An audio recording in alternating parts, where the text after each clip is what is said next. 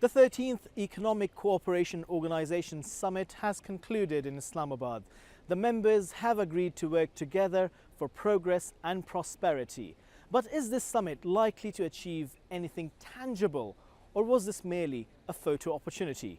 We talked to Dr. Ibrahim Kalın, Chief Foreign Policy Advisor to Turkish President Recep Tayyip Erdoğan, as well as his spokesman. You're watching TRT World, and this is One on One Express.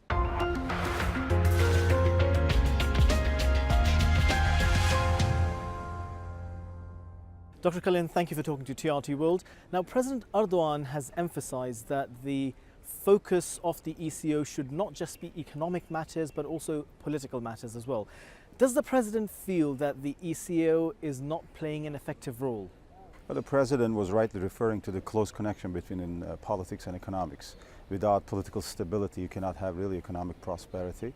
And in this eco countries, if you look at the true potential, economically speaking, it's huge. It's currently has a volume of about $1.7 trillion. Part of the future of the world, in fact, lies in here in terms of energy, the Silk Road potential, what I call regional ownership. You know, if the countries can come together and put political leadership and will to improve and expand these economic relations, things will enter a new course. So the President was referring to that. Without political will, you cannot have economic success.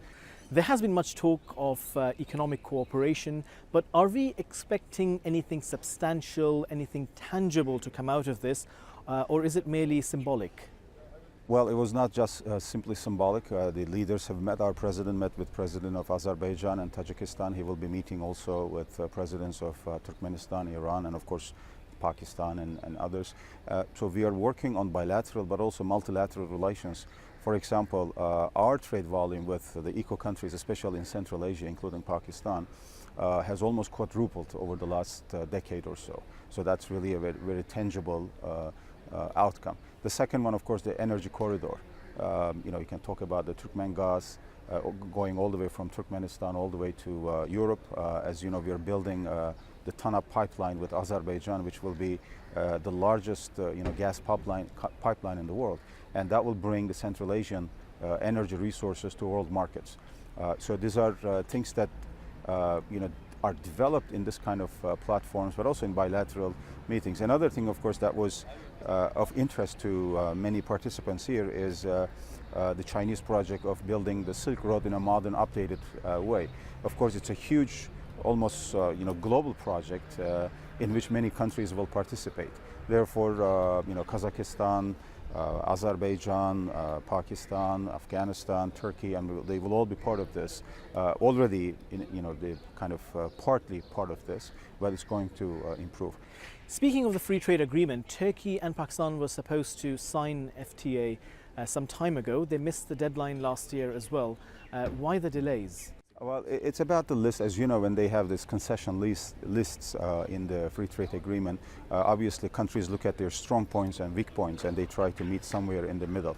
And our economy minister has been working on this. As you know, Prime Minister Nawaz Sharif was in Ankara last week for the High Council strategic meeting, and they came very close to completing the free trade agreement. One or two issues in the textile business. Obviously, both countries are very strong in the textile business, and we don't want any clash of interest there, but rather perhaps a gradual transition to a common market on textile, so that free trade agreement can be completed. But speaking of Turkey-Pakistan relationship, allow me to underline the significance of that relationship, not only in terms of economics or free trade agreement, but also politically, historically, culturally. We've had this very special relationship with Pakistan from its inception. As you know, this year marks the 70th anniversary of the diplomatic relations between Turkey and Pakistan, and we are planning a number of activities to celebrate the 70 years, which have seen really remarkable flourishing of relations at various levels between Turkey and Pakistan.